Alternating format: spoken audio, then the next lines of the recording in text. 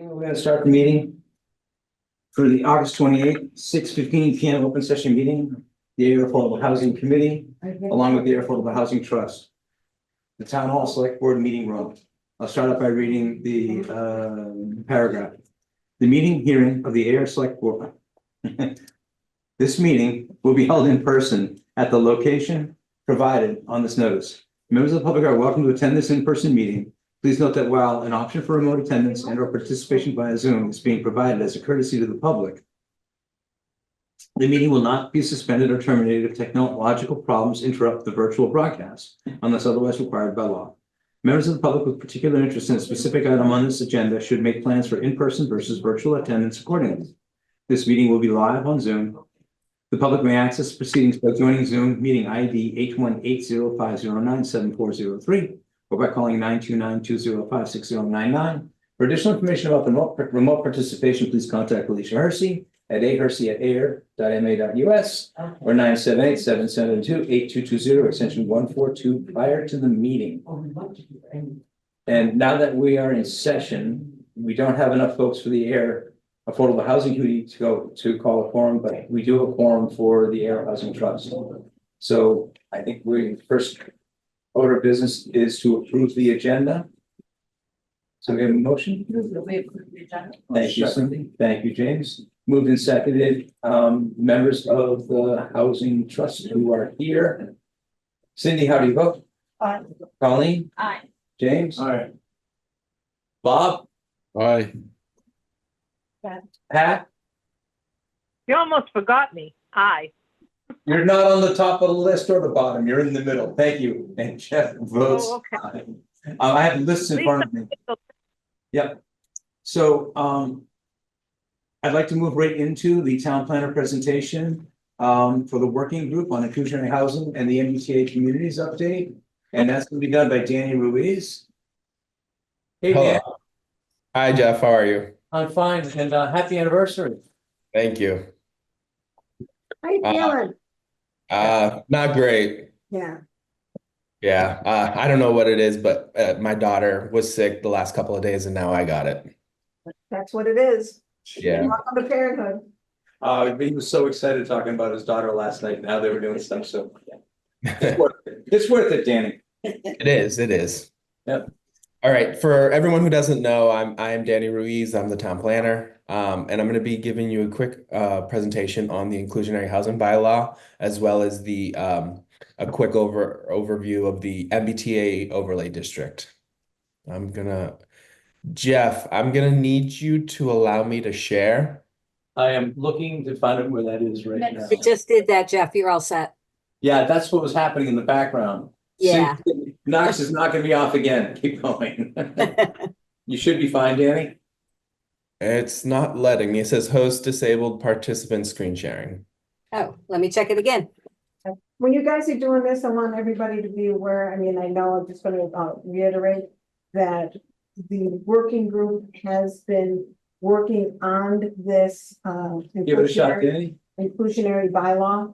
And with that, this is what we were able to, and again, that working group is individuals from the planning board, as well as the Affordable Housing Committee, as well as the Disabilities Committee. So with that, we're trying to figure out ways so that we can locate more affordable housing within the town. Sometimes it has to do with inventory. If you have a higher inventory, then it brings prices down because there's more to choose from. So with that, again, we've got a great town planner that has gone ahead and taken this section 10.3 about inclusionary housing so that we're able to figure out other ways for affordable housing. I just wanted to get that right at the beginning. Okay. Thank you, Janet.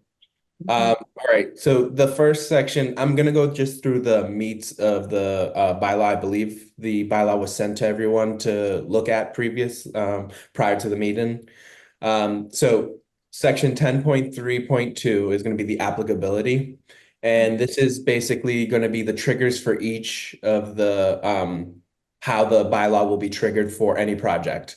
So the first one is going to be any residential development or mixed use development.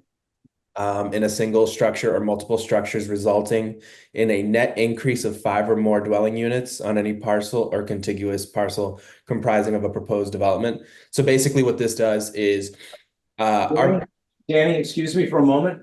Yep. I have a quorum of the Housing Committee. I believe Jane Morris just joined the meeting by phone. I just wanted to make that announcement, so it's in the recording. Thanks, Danny. Go for it. Yep. So this first trigger is compared to our previous existing trigger, which is it talks about multifamily 5 or more units, where this talks about any type of residential development. If it has singles, duplexes, triples, any kind of development, it's dwelling units, which makes it different. So it's going to trigger on more developments than our existing bylaw is, and we wanted to keep the net increase of 5 or more, just in case there were any smaller developers that wanted to turn a single family house into a 3 or 4 family house, just so that it wouldn't trigger on those smaller units.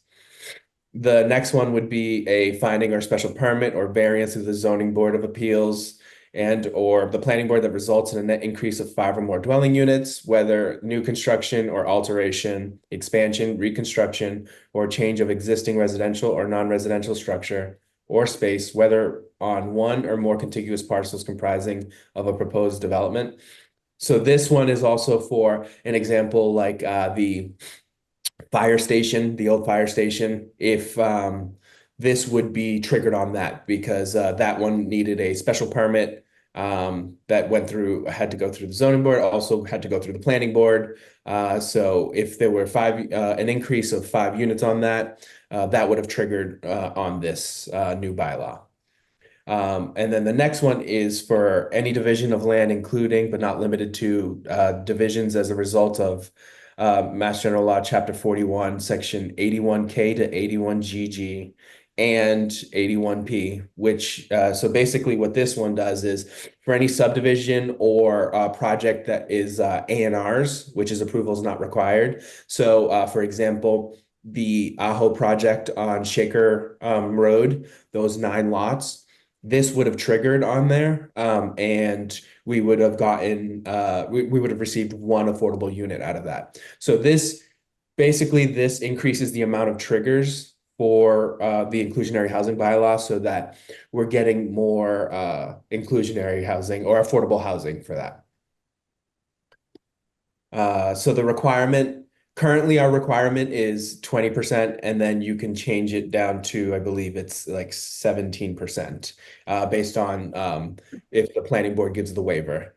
But the way we're going to do it is 10% for affordable housing, and then the fractions of 0.5 or more shall be rounded up to the next whole number, and fractions less than 0.5 shall be rounded down to the next whole number. And this just at least what we've noticed is that when it's too high, you're not getting people that want to create developments that are larger because of the high percentage of the affordable housing requirement, as well as in the MBTA requirement, if you have anything more than 10% required, there's feasibility studies that are required for the MBTA. So there's some mixing on this to clean up the MBTA as well as for the inclusionary housing.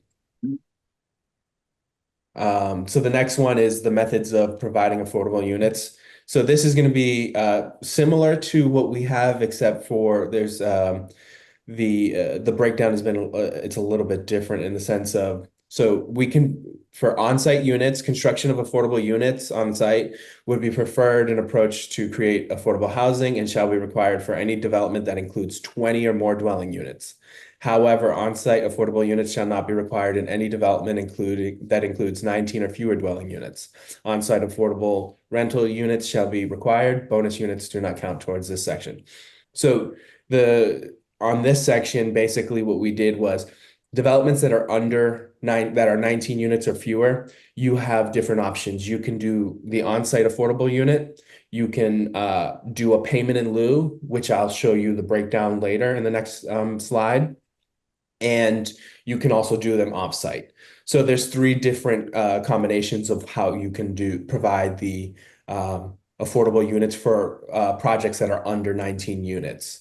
For any project that's over 20 units, then you're required. So, for example, like the DMG project on West Main Street that had that gone through with this bylaw in, they would have been required to provide the affordable units, and they would not have been allowed to do the payment in lieu or offsite.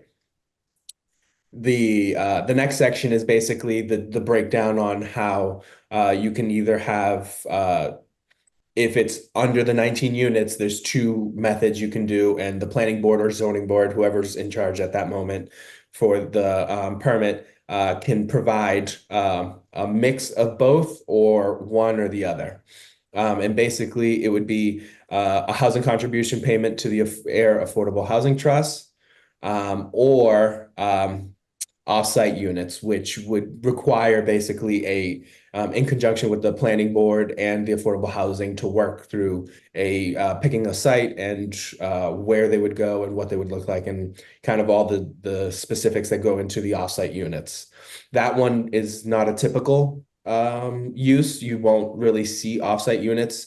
Most people prefer to do the payment in lieu if they don't want to do the affordable housing, the actual unit. And the reason behind that is if you keep it for the smaller developers, typically they don't have experience with the affordable housing and doing SHI units, but larger developers typically do, and that's why we require anything above 20, they would be required to do them.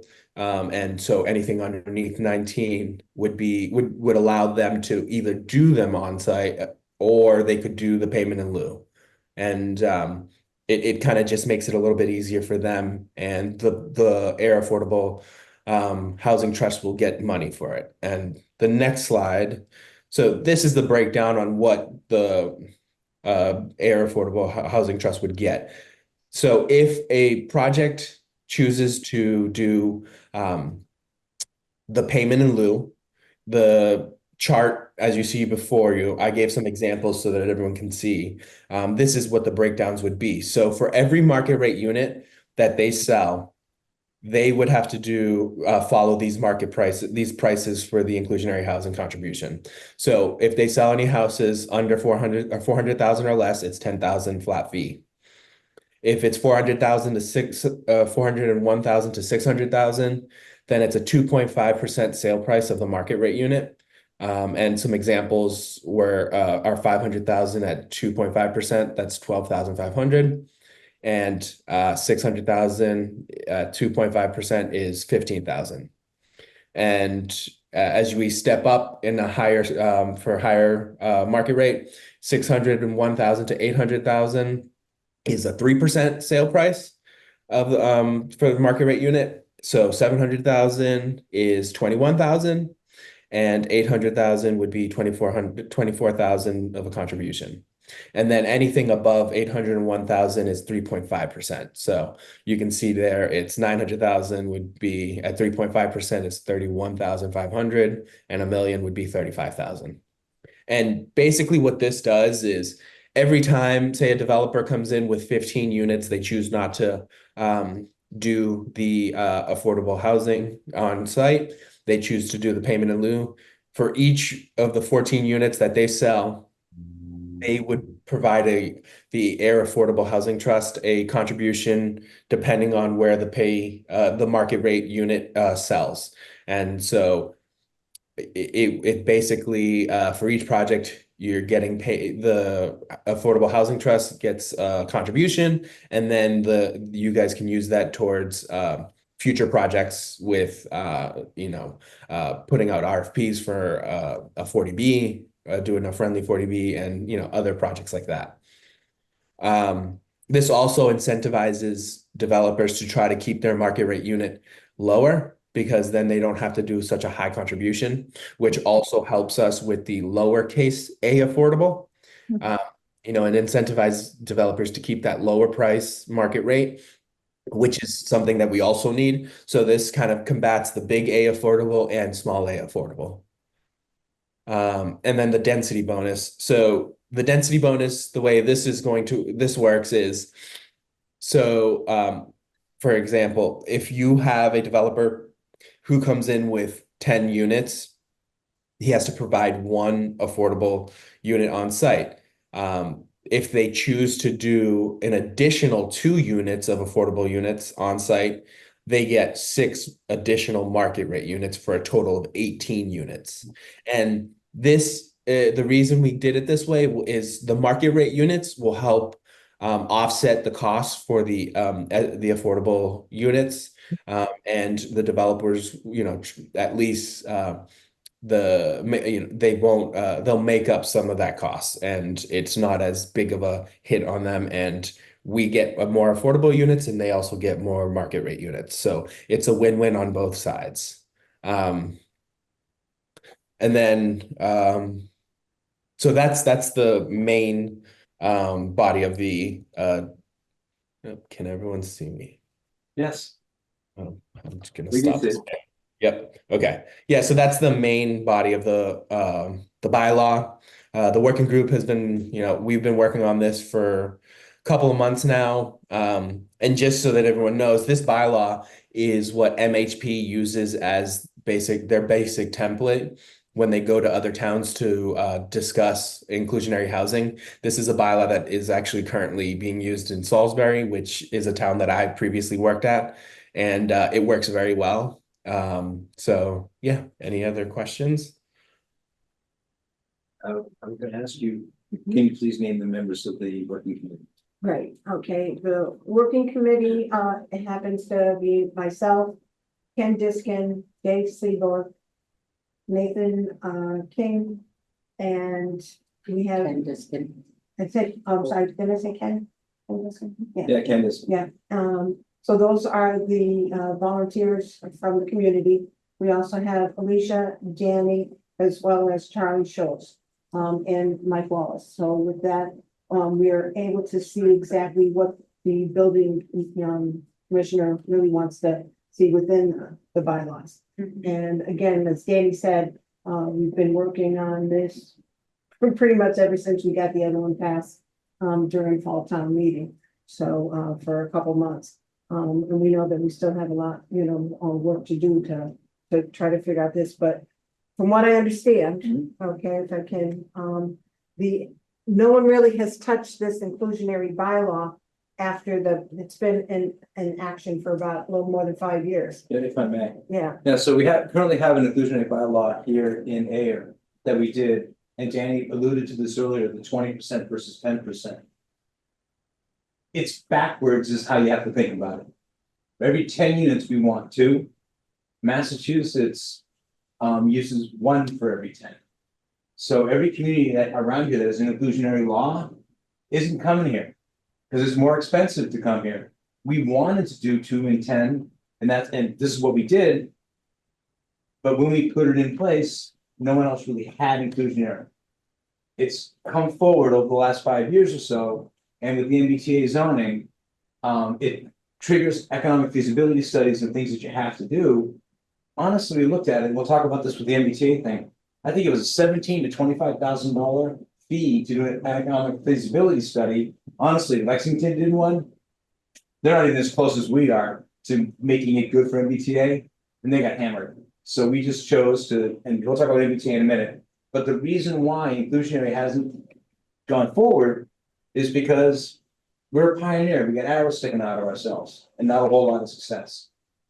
Right, if I may as well. Please. Okay, the other thing too is like when Danny starts talking about in lieu of, payments, what ends up happening right now, the Housing Trust has money from the Community Preservation Act, and that has limitations.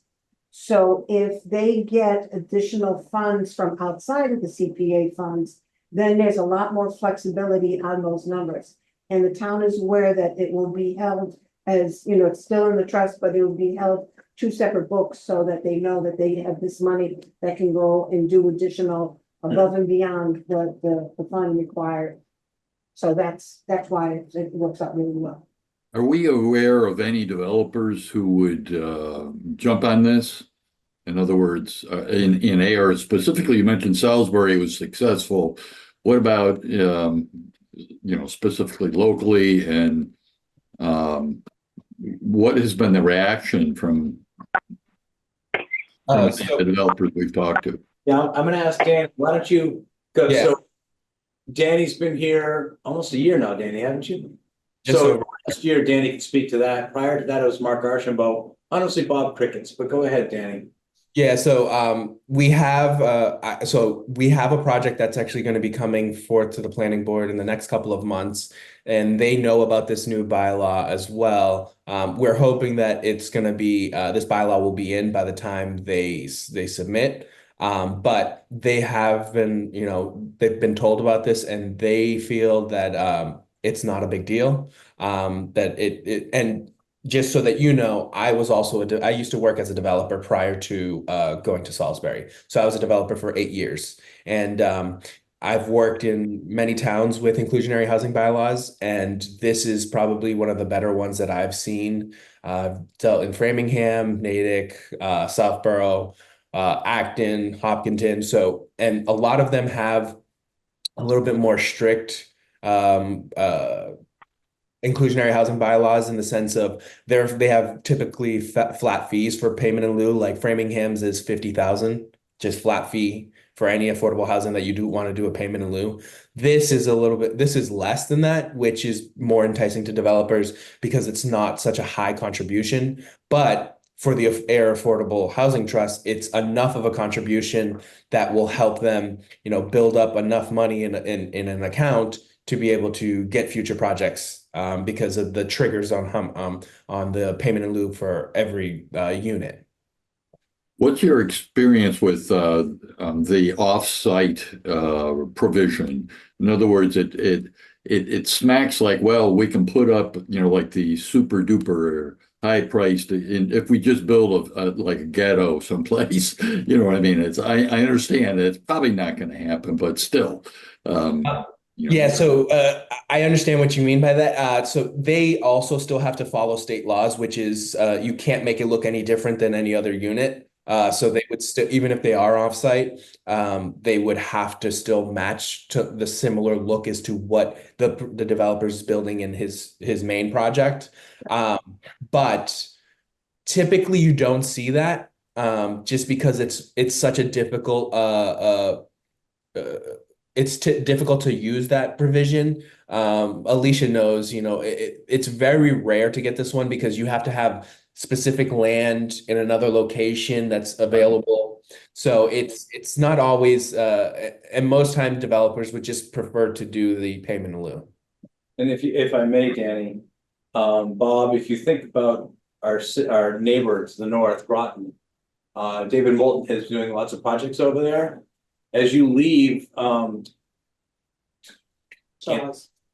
as you're driving towards Shaw's, Westford Road. As you're driving Westford Road, just Right. before Shaw's on the left is a group of townhouses. That's a Moulton off-site project that's married to one of the Moulton projects he did on the other side of the conservation land there. So it doesn't look exactly like it, but it's actually it's fairly high quality housing, if you will, in my opinion. So that would be an example of that. If they could find the property to do it on, it would look, Commensurate. it's commensurate with the community. It's a hard thing to talk about because planning can't arbitrate taste or design. So, does that answer your question, Bob? Well enough. Further questions on the inclusionary design? Can we do MBTA quick? You ready, Dan? Yeah. So I don't have any presentation on this one. I'll just give a quick overview. Great. So just so that everyone knows, we are an MBTA community, as we have the train stop. And due to that, the MBTA Communities Act, the state requires that by the end of this year, we have an MBTA overlay zoning that allows for multifamily dwelling units, 15 units per acre, and a couple of other requirements. And our town, we've already received interim compliance last year. We have the form-based code in the West Air Village and downtown Park Street. Those are two zones with for the overlay district that we're going to do. And within those two zones, the multifamily dwelling units that are built and fall under the MBTA zoning will have its own development review, typically similar to site plan review, but not as in depth. It's the reason the state has been doing this is there's no special permits can be required, and the reason behind that is they've had run-ins with issues with other towns using special permits as like a hammer to how do I say this? Deny projects that An impediment to the success of a project. yes, correct. Yep. And so what it is going to do is make it easier for multifamily to be built. And so in our two zones that we have now, which is being proposed with an overlay bylaw and a zoning bylaw, zoning map update for fall town meeting, in those two zones, they'll be allowed to build multifamily and as well as mixed use. And it's really to try to increase the amount of housing we have in towns and to increase connectivity between these train stations to try to reduce, travel time for people. People can use the T since it's there. So they're just trying to make sure that everything is more connected and there's more housing stock in town. Yeah. This doesn't necessarily mean that they're going to build there, but what the state wants is the ability to have developers to build there.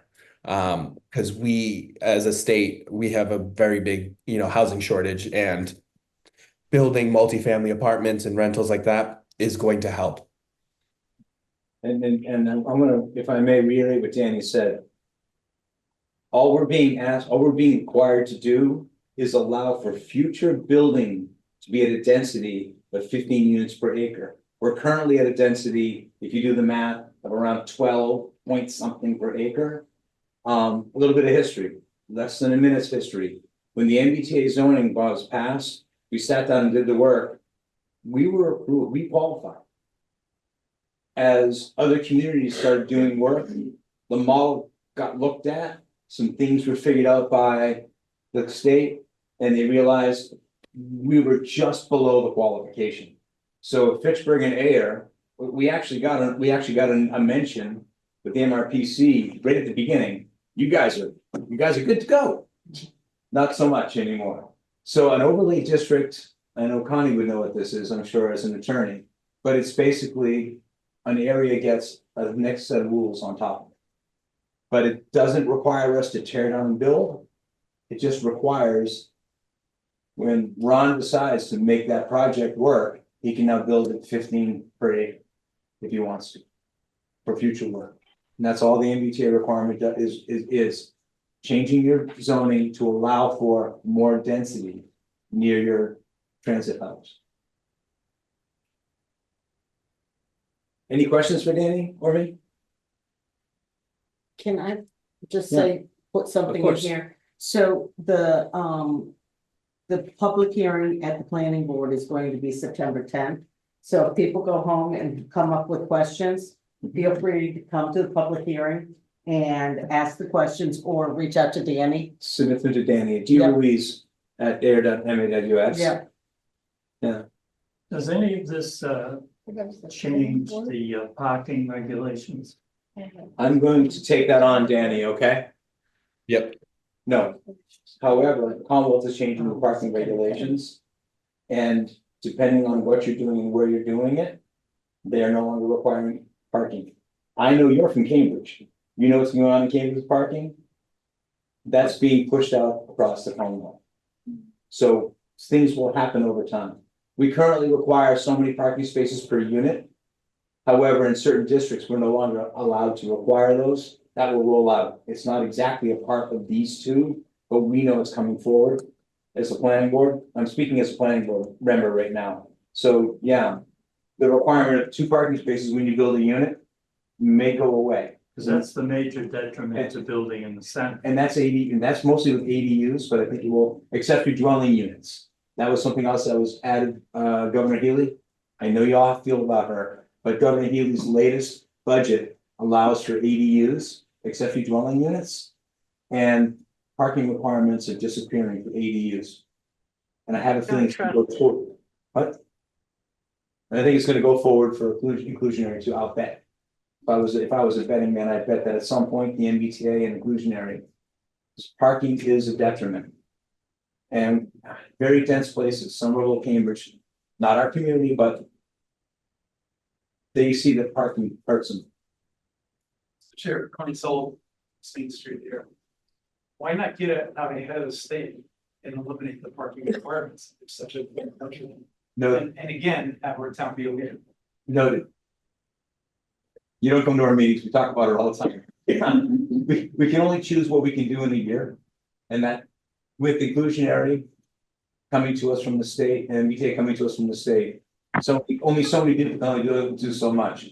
But I have a feeling that if you did a straw poll of the members of the planning board, you'd find that a lot of us lean that way. And I'm not talking out of school, we talk about it a lot. But thank you, it's a great question. Curious. Okay, you gotta say who you are, where you live. I know, I've been coming up to. Yeah. Sorry. Yeah, hi, it's Chair, Denise Pearl, I live at 181 Willow Street. Speak up. 181 Willow Street. I was just wondering, so is there a discussion about, affordable housing for our workers' housing?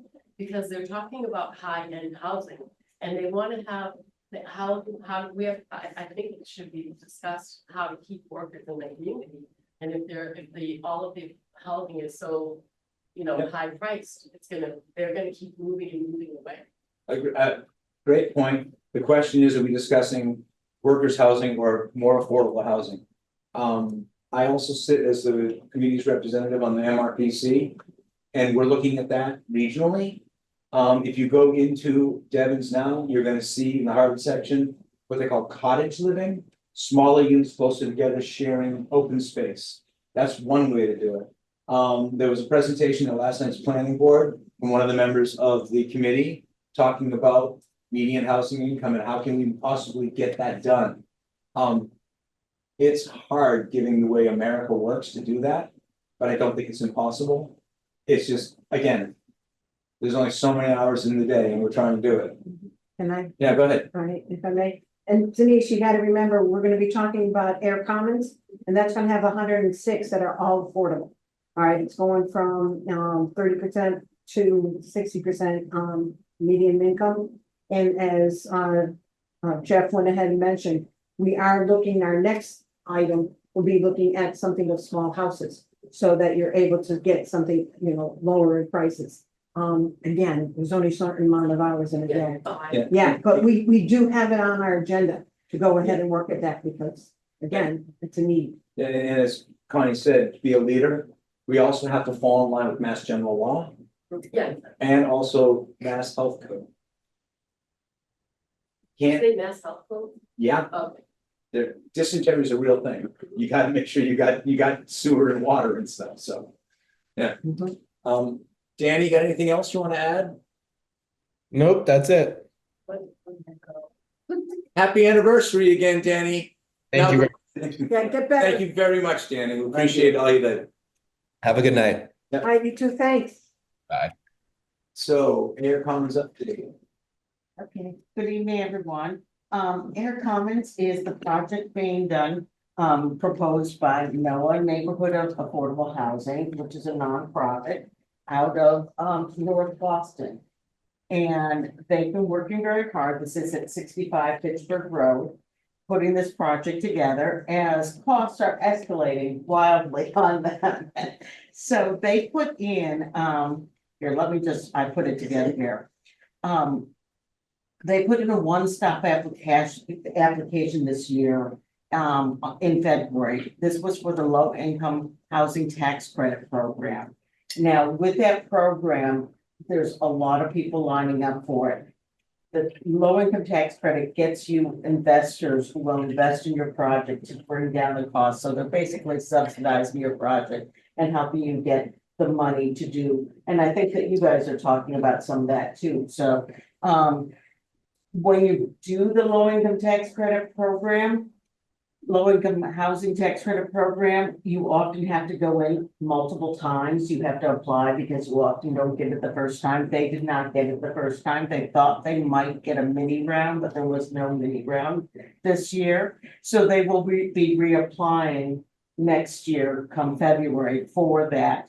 And we will ask as a town and as committees what we can do to help with that. Now, what they did do is, as we were sitting and seeing the escalated costs, it came up that there was a call from Senator Warren's office and Senator Markey's office for possible earmark projects. So that NOAA submitted it to the federal government as a possible earmark. It was put on here. Let me read this just so I don't get it wrong.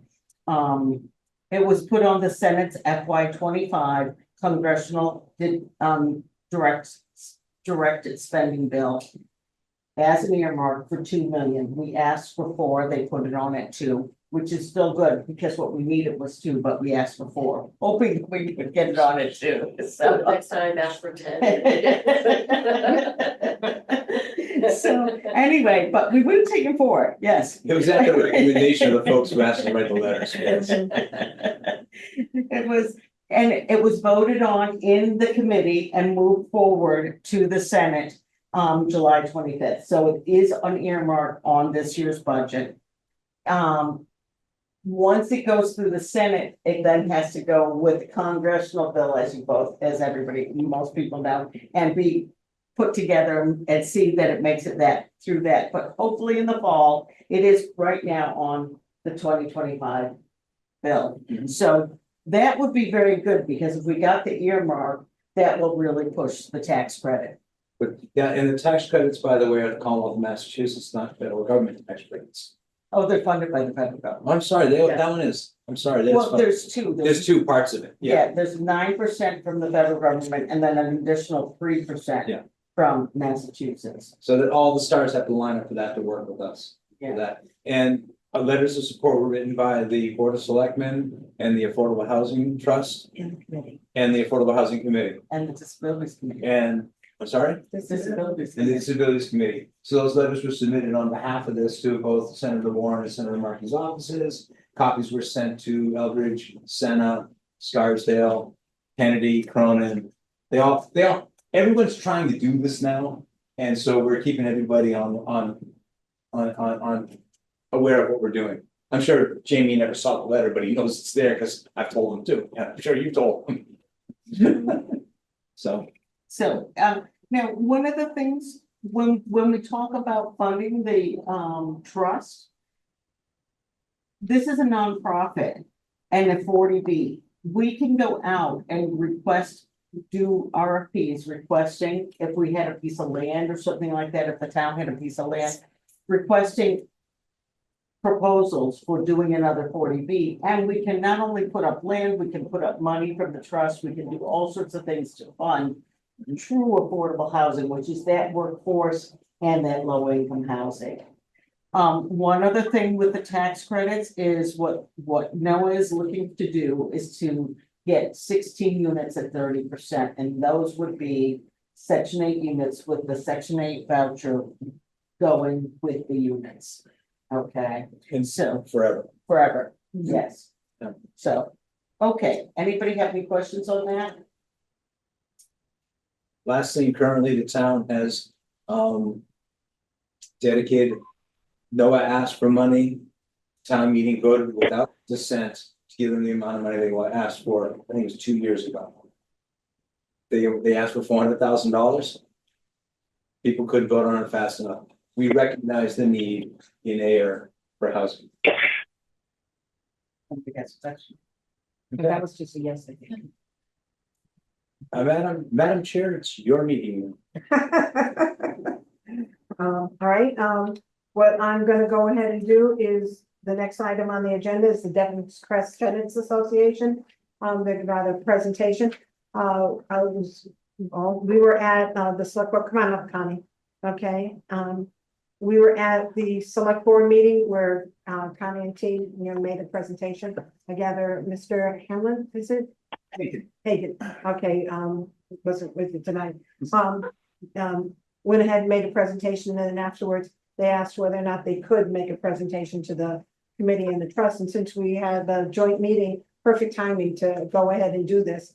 And this way here, Connie can give us an update of what's going on with the Devon's Crest Association and such. Connie, take it away. Great, thank you. So my name's Connie Sullivan, for those of you that don't know me, although I think everybody here pretty much does. I've been a longtime resident of the town of Ayer. It'll be 37 years come September. So, and I've been actively involved with a group called the Devon's Crest Tenants Association. It's a nonprofit organization that was formed by some of the residents at Devon's Crest, the neighborhood down off of 110, across from where Gage is located. And they represent all of the tenants that currently live in that neighborhood, which consists of 110 units. For those of you that don't know, the same family had owned Devon's Crest for a number of years. It was originally Army housing that was conveyed to the Tassi family, I believe, for $1. And because they acquired it so cheap, they kept the rents there cheap for a very long time. It was in 2021 that the Tassi family decided to sell. I understand they actually came to the town of Ayer to see if we were interested. No. No? No. And by the way, my father did the legal work, Mutasi bought it. Oh, is that right? 250. I have most of the records. So there was a firm called Brady Sullivan out of Manchester, New Hampshire, that ended up buying the entire neighborhood. They did so for $11.6 million.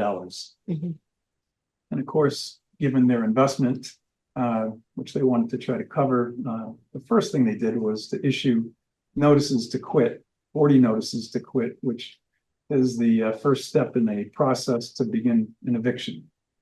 Of those 40 notices to quit, 12 cases actually went forward as formal evictions in the ultimately the housing court.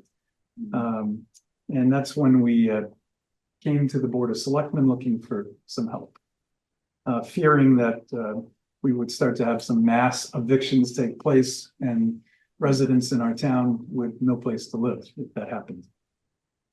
And of course, the Board of Selectmen made a couple good points. Number one, for them to do anything, it would probably be a very expensive proposition, given the price that Brady Sullivan just paid for the neighborhood, and that would be well beyond their budget means. And number two, even if they could afford to do something, managing a project of that size would be cumbersome, and we just didn't have the staff to do so. So the Devon's Crest Tenants Association started to work on a plan, and we were supported by our state senator, Jamie Eldridge, and our state representative, Dan Cena.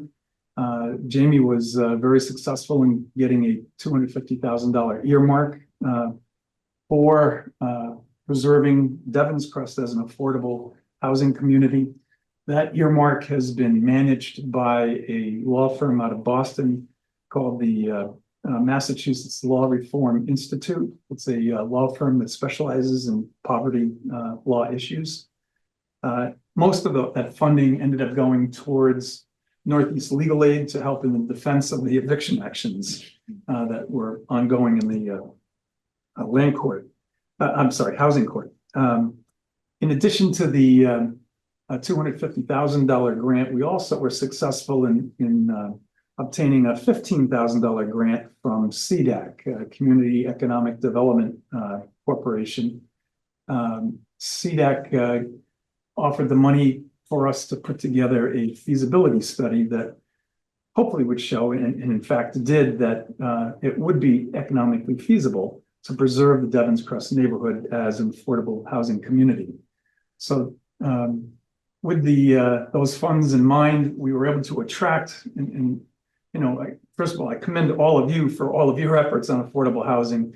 DCTA has also attracted a great team and that's put in countless hours of effort. So there was a Matt Thal, who's an expert in affordable housing financing from Brookline, Mass, put together that feasibility study.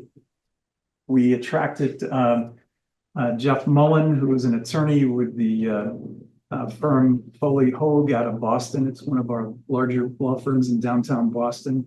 Jeff is a former Secretary of Transportation for the state of Massachusetts and has given very generously of his time and legal associates in helping us put together a plan.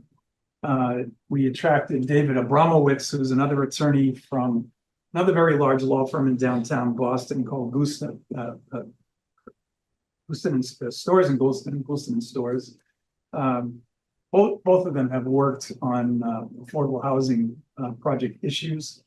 And Jeff in particular was instrumental in his contacts with our current housing secretary, personal contacts. And you may recall it was in late January, early February, Ed Augustus, who's the Secretary of Housing and Livable Communities for the state of Massachusetts, at our invitation, DCTA's invitation, actually came out to Ayer and toured the Devon's Crest neighborhood and was very supportive of the efforts that we had employed. Once we ended up with the feasibility study showing that this could work, and of course it works as long as you've got a developer on board who's able to tap the low income housing credits and other state funding that is available. We did a presentation by Zoom to Kate Racer, who heads up DHCD, yeah, and livable communities. EOHLC. Yes. It's actually, I think, a subset of housing livable communities. No, they changed the name of They it, the changed- whole thing. The Executive Office of Housing and Livable Communities. They wanted new, I need notes to remember those names. But anyway, Kate Racer, we did a presentation before her, and she was very impressed with what we had done. The big issue all along, however, has been site acquisition. And we have been actively involved since last summer in some negotiations with the owner of Brady Sullivan for strategic reasons I can't disclose at what juncture we're currently at, but we hope to have some good news within a week or two. Right. And, all of this gets back to, why is affordable housing important to Ayer? I can remember after shortly moving to town, discovering that we had in many instances, three generations of the same family living in town. Very similar to towns that my mother and father grew up in upstate New York, where that also happened, Tappan and Nyack, New York. And when you have family that can stay in the same town, it certainly makes raising a child a little bit easier. And as we know, and seniors. that can happen, Taking care and of seniors, things. that's correct. And both of those issues can present their own challenges. So the affordable housing also allows our town to keep diversity of cultures, diversity of races. And it's something which I think our town shines in when we look at all of the surrounding towns around us. Having addressed the feasibility study, the next thing that DCTA did was to issue an RFQ for developer to team with us in working on the Devon's Crest housing project, keeping it affordable. And we sent out the RFQ to, I think it was about 12 different developers. DCTA narrowed that down to 2, interviewed both of them, and ended up picking a firm called the Shockett Companies. The Shockett Companies, one of the principals of which is Rick Hankin, who did the presentation last week before the Board of Selectmen. They own and manage approximately 5,500 affordable housing units throughout New England. And I think he said that there was about 3,500 in Massachusetts. Rick Hankin has given endlessly of his time to this project and made it clear whether his company is involved or not. He just wants to make sure that the housing for the tenants that are still at Devon's Crest is preserved for them. So Rick did make an offer to purchase Devon's Crest, and we're not talking chump change. His offer was for $16 million. Okay, yeah, that was 17, but not, what's a million? It was turned down, so we've gone back to the drawing board. And so Rick is actually heading up discussions, dialogue with Brady Sullivan on a possible purchase as we speak. So that hopefully gives you a flavor on where we're at with the Devon's Crest neighborhood, trying to preserve it as affordable. We hadn't come before your boards and committees until now because we needed to address that site acquisition issue. And as I said, we're this close to hopefully having some good news and to be able to share with you in the near future. Our intention would be to work with the Ayer Housing Authority as part of this project, and where they would actually do the purchase, immediately turn it over to the Shakti company to be the developer to then manage it on a long-term lease. So that would take care of that management issue, Alicia, that you had brought up in the past. And of course, it will be the Shakti company coming up with the funding then, both privately and through the state funding of grants and tax credits to make the housing authority whole. We've been developing a plan where the housing authority would also end up with either a monthly or a yearly stipend to add to their budget as part of this process to make it more amenable to them. Having a consultant that can be hired on their behalf, but not at their cost, to help with the contracting that would have to go on. And of course, all of this has been done without town resources to date. So, you know, I appear before your board and committee to not only update you, but we are looking for, at some point, a formal letter of support from your board and committee, a written letter of support to not only our Board of Selectmen, but also to our Ayer Housing Authority as well. All right, quick question. Again, I'm on the Housing Authority and the commissioner, I'm one of the commissioners. When you're saying that the Housing Authority is gonna be able to purchase, I don't believe the Housing Authority has the money to purchase. It wouldn't be their money.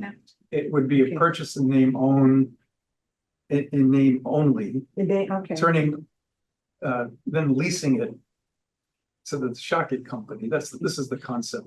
And the Shakti company will be the one that comes up with the funding for the purposes of that lease to make the housing authority whole. We haven't met with the housing authority board itself. We have had a handful of discussions with Ken Martin. And of course, we were prepared to actually come before your board, the housing authority board. We put that off until we see where the discussions with Brady Sullivan on acquisition are going at this stage, because depending on how those discussions go would greatly affect the presentation that we give to the housing authority board. Yeah, because like I say, you're getting your ducks in a row and then that. Can you explain to me, like I'm in third grade, why the housing authority needs to make a purchase? Why can't Ken's firm make it directly? Or maybe they don't. It's Rick Hankin. Yeah, Rick's firm. Oh, well, I'm sorry, Yeah. Rick, got it. We've actually worked with a model involving the housing authority because they're the ones that deal with housing in our town as a public agency. They also have access to resources like Section 8 vouchers and things like that. So I mean, I'm not the expert on those legal nuances nor the exact financing, but it was our intention to work with the town's housing authority, not separate from. Mhm. And, I mean, it's good that you brought up, with regards to section 8, vouchers and such. And again, Air Commons does have the capabilities of 16, section 8. That But they're getting them No, through the federal government. understand that, and also too, they're not necessarily vouchers, it's the voucher that stays within the property.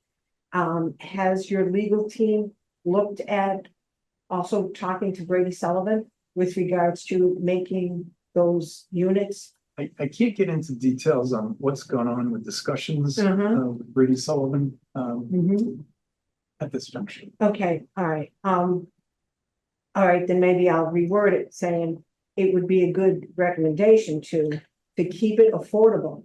Because that will be a win-win also for all parties, that if the units themselves can be like a multifamily subsidized housing, so that it gets subsidized. Brady Sullivan still gets their money, they still own it. It's a lease, so which means someone can come in and know that it's subsidized, so it's based on their income. So with that, it's again, I'm just throwing that out there, that might be a good possibility of doing it as a program based. I know, and Denise, if you want to speak to this, I know that we did have some efforts to try to get some section 8 vouchers through the housing authority over the past 7-8 months. But housing authority doesn't have any vouchers in-house. Except for what they're using on Isaac. Lane, yeah. Okay, certain housing authorities are given certain amount of vouchers, other than Isaac Lane. And that's Those are probably, grandfathered in. well, they've Yeah. probably yet done with tax credits. Yeah. So the tax credit program is the program that you can often get HUD to give you. Yeah, like I said, I'm not the expert on the financing. Yeah, I can tell you the people I'm working with are Yeah. very in tune with Okay, all the nuances and. all right, that's good, because like I said, Details, if they can't purchase it, then that might be another way to work it. That's all I was If thinking. all else fails. Yeah, Denise. Mr. Chair. Yeah.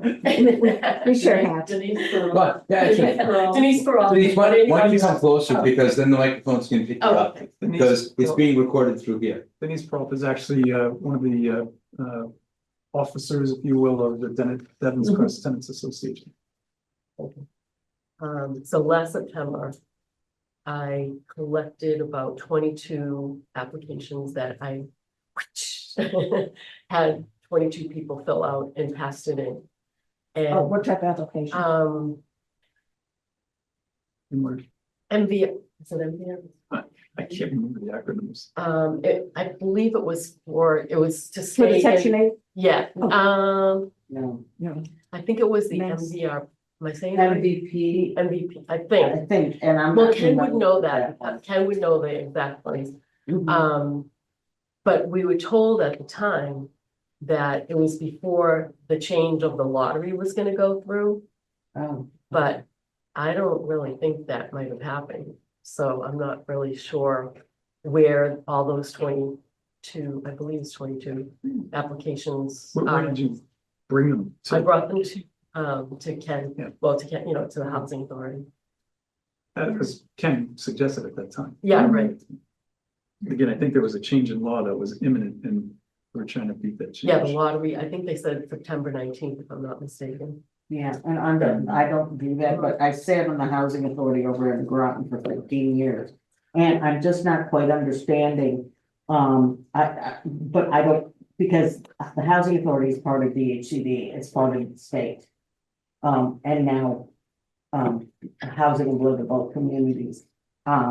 But anyway, so they can contract it out and just take a rental. I'm just curious about this. I haven't heard about any of that kind of stuff. Mhm. Okay. And then we also were offered through Chelmsford Housing Authority to give us some vouchers. Yes, But- they do have vouchers. Yeah, so at that, I think that was September, no, it was before then, but all of a sudden we were told last year that they didn't have any more, but if they have some now. I don't know if they're. Yeah, Mhm. no, isn't Chelmsford the one that did Shirley Meadows? I think they're the ones that, I don't know if they did that. yeah, I think so. But yeah, okay. Mm-hmm. So again, as we get this plan finalized with some ongoing discussions, we would be looking for letters of support from both the board and the committee. And, you know, the question was asked at the Board of Selectmen's meeting the other night, whether we were looking for any funding from the town. And so not at this juncture. But as I think Rick Hankins started to make the point, you know, we may end up with a price here. And we've got a gap to fill based on rents. You can apply those low income housing credits and some other state funding.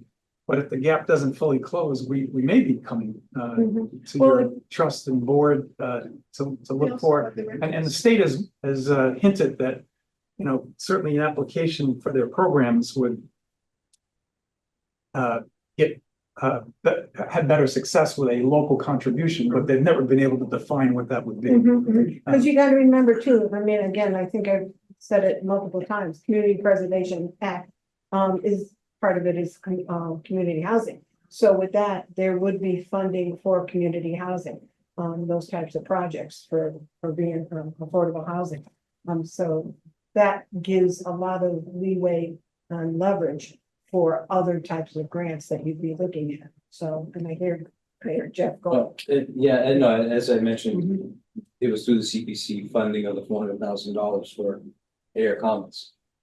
Because Noah said, you gotta have something in the game to show that it's a friendly 40B.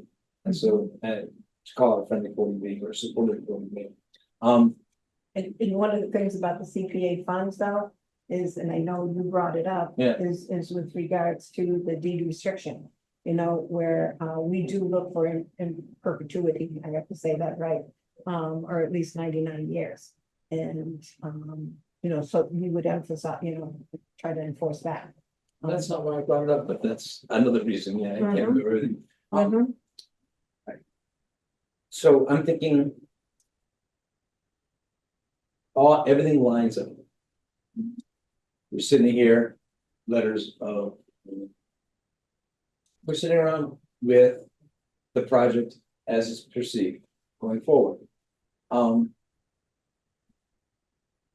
Units that are not currently building code compliant, That's part of the budget that we worked into the feasibility study. including. They're estimating $100,000 in renovation work per unit. Yeah, including housing the folks who have to leave the units during renovation.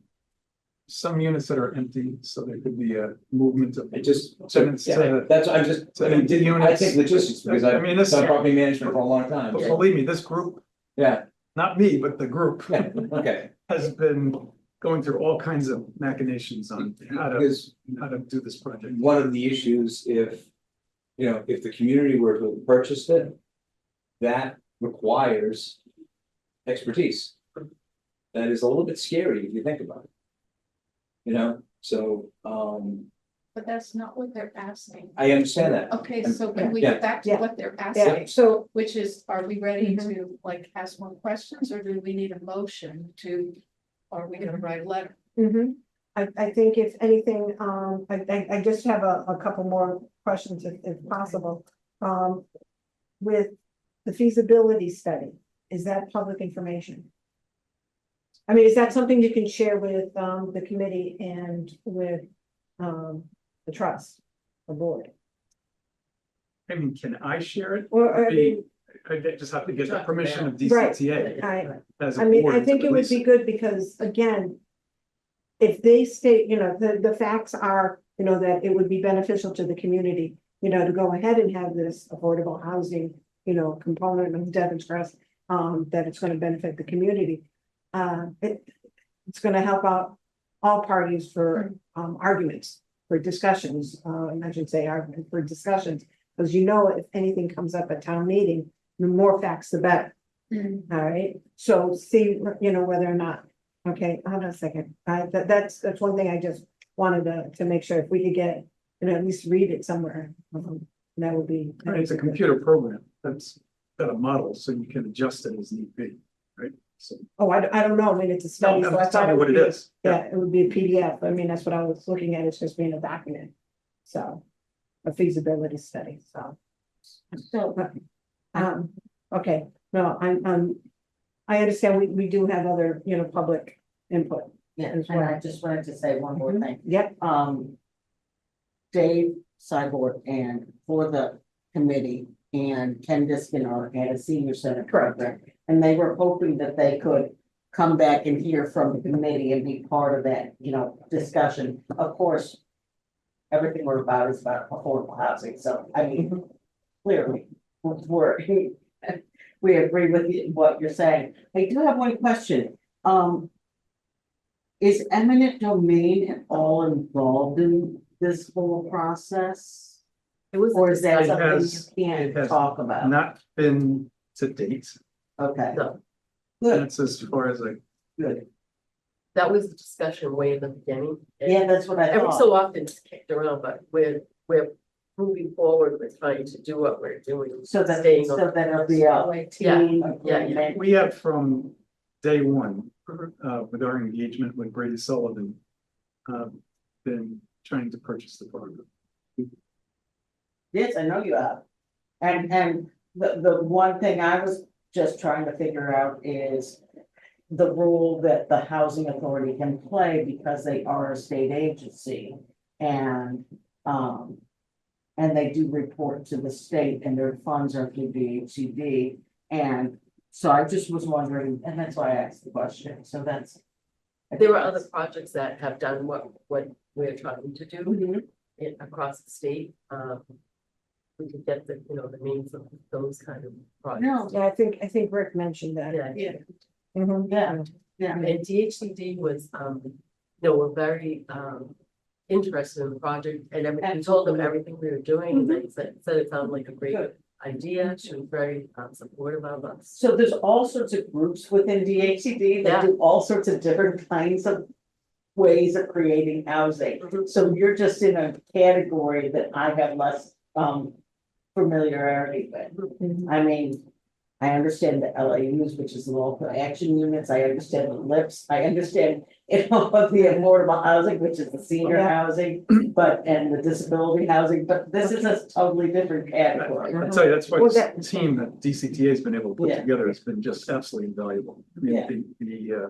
the expertise and again, the hours of effort that have been put in, and it's all been pro bono. Yeah. Yeah, believe me, I understand, beforehand.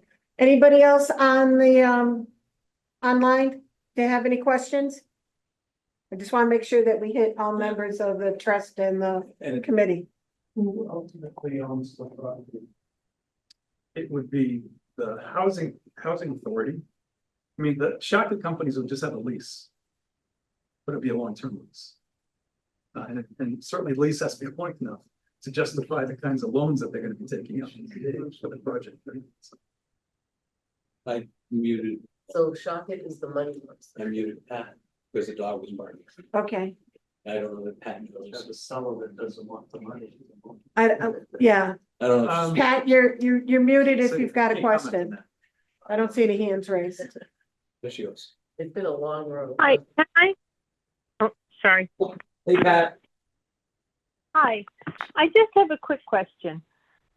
When we offered to Brady Sullivan this $16 million, is that, is there any show of what he's already put into the units? I mean, I've seen some of the units and they're amazing, honestly. Everything from the studs in, studs out.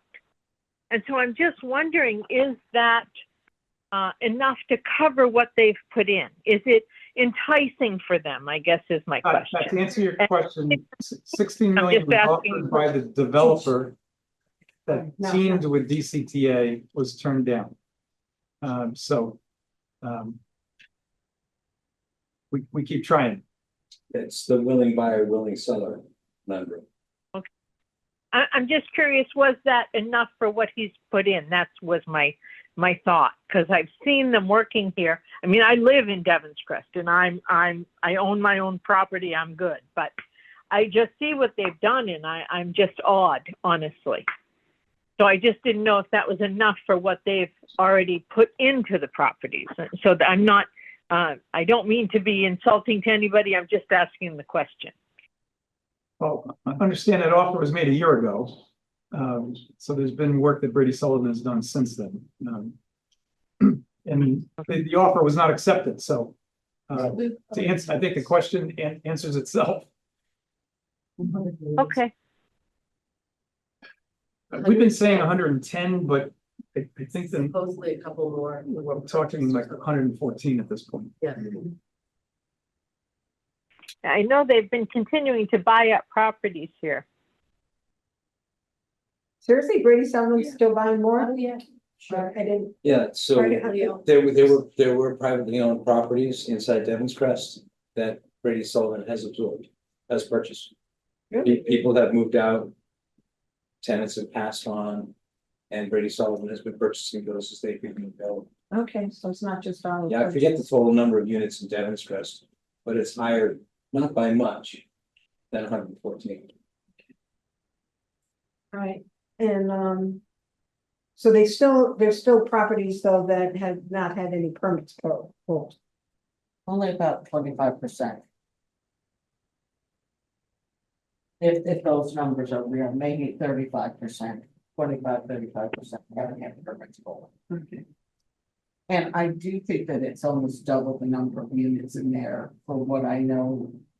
I don't know exactly, but I dealt with a lot of privately owned units in there myself. Okay. All right, Pat, you all set? I am, thank you. Okay, anybody else online? Okay, all right, we've got public participation. I'm sorry, your name? Yes, the BCTA, I'm a non-voting member of the Devon's Crest Tenant Association, Okay, and your name? Tara Frederick, and I just want to, it's sort of like a little, subtle distinction, but an important one. The AHA involvement is only one of the concepts being discussed. And that the CDAC report, it may be, difficult to get that released, but if you need that, I would suggest just asking for a couple of paragraphs from Rick Hank on what you need to do, because I understand that he's talking about spending a lot more per unit than what Brady Sullivan put in. A lot of it's very cosmetic, so it looks good, but there's stuff that has to be done structurally that we think is better for the long term. But either way, I'm hoping that you'll send a letter of support that says, presuming that the developer, you know, the dollars work out or whatever things you need to say, but to just support the concept. Well, Right. Yeah, okay, The then, state has said, Kate Razor said that she would like to hear from the town that, who said that they want to hear? Kate Razor Razor. at She said the new yes. DHCD said that, it just likes to hear from the town and it's a good community purpose. And that's it. Thank you. She said that, you know, because of project evidence, that's really important from their perspective and from the state, that they need to hear from the town to show support that, you know, they're in support of the whole project of Devon's Crest. I think it's a no-brainer. Sorry. No, it's all right, all right, Get to you here, I mean, you guys have more of your committee here than we have, of your trust here. mhm. So it's up to you guys what you want to do. Logistically, so you want to make a motion that we write a letter of support? So, We'll have to create a letter of support. yeah. We're not gonna write it right now. Connie will, Connie's a lawyer, he can write it. Jeez. He can tell us what to I write. think, yeah, I think we can do it too as I'll- well. I will put that out to the community members. How do you feel? I feel fine if you want to let them assist with it, it's fine with me. Okay. Yeah, and, yeah. I'm just, I mean. I think what happened at the select board meeting is a bit of a surprise to everybody in the room. I think that because, I mean, when you're saying about making the motion, Yeah, all right, I just think it was the way that it was worded. That's all. I'm not, You yeah, know, yeah. so, A letter is one thing, but a motion, you know, I All don't know. right, so I move that, the trust write a letter of support. on behalf of the Crest On Association. behalf of the DC.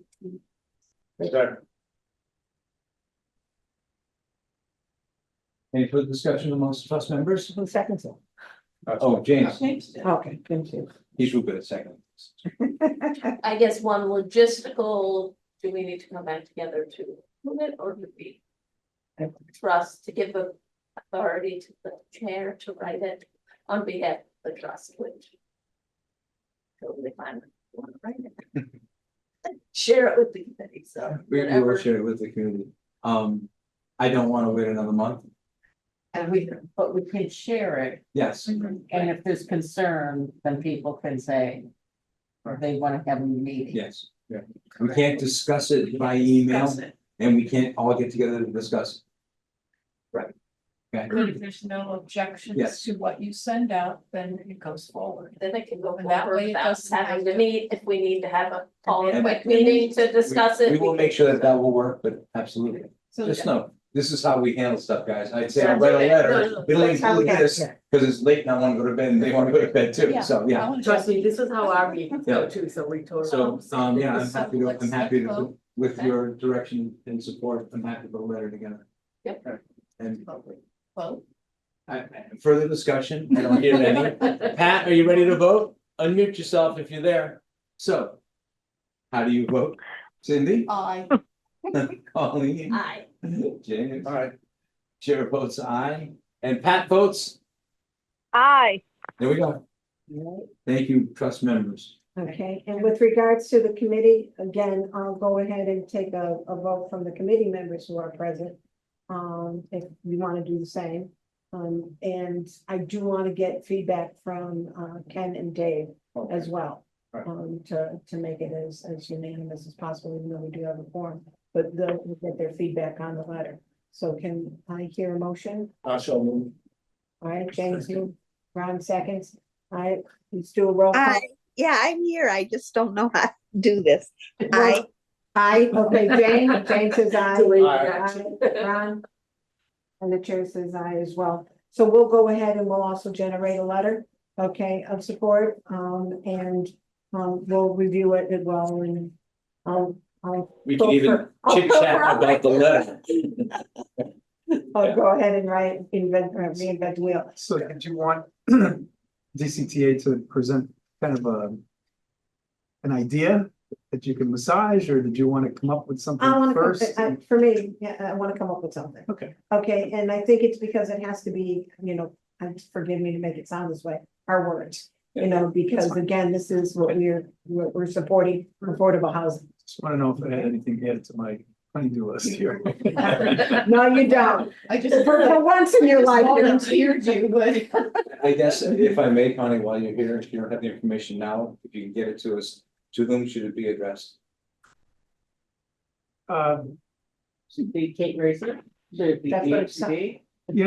You could address it to all of them. Yeah, Well, I Well, still, you we have still to need mail an it to address and someone. an email to maybe, get it to. maybe you could do one to Kate Race and have two of them the same, but directly address it to Kate Racer and then have one to whom make it.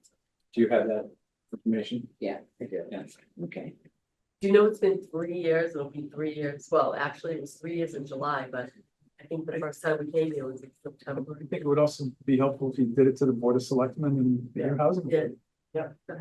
It's part of that group. Yes. Actually, yeah, we were unable to, so Sean Copeland is the board of select board's appointee to the housing trust, and unfortunately, work. It happens.